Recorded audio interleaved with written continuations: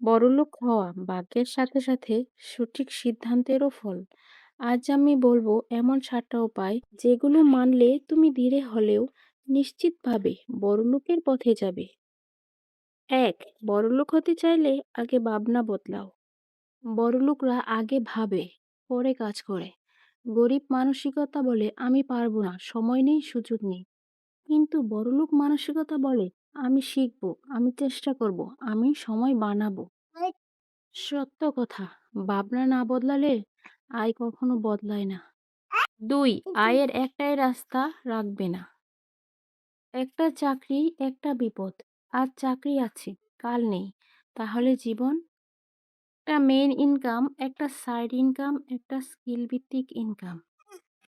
Freelancing ব্যবসা, online কাজ, যেটাই হোক একাধিক রাস্তা বানাও। ৩. টাকা খরচের আগে হিসাব শেখো।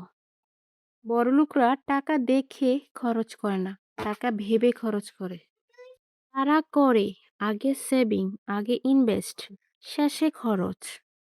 তুমি যদি ইনকাম বাড়াতে চাও, আগে খরচ কমানো শেখো। ৪. স্কিলই আসল সম্পদ। ডিগ্রি হারাতে পারে, চাকরি চলে যেতে পারে, কিন্তু স্কিল কেউ কেড়ে নিতে পারে না। একটা হাই স্কিল বেছে নাও, প্রতিদিন অন্তত 1 ঘন্টা শেখো।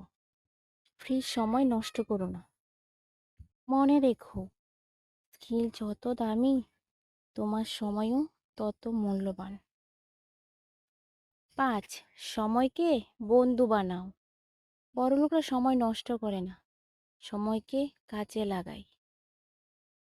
মোবাইল স্ক্রল করে আজ 2 ঘন্টা নষ্ট, আগামীকাল আফসোস।